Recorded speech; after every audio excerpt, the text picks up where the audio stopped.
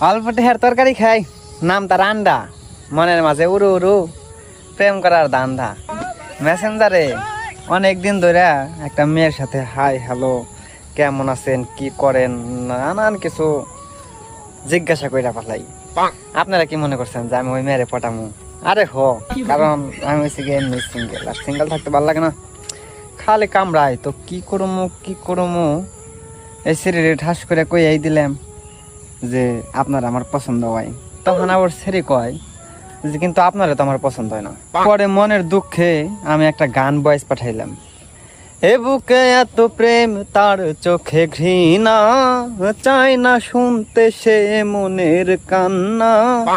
আমি চোখের বালি, কি করে তারে বলি, এ বুকে কি যন্ত্রণা, বুঝে না সে, বুঝে না।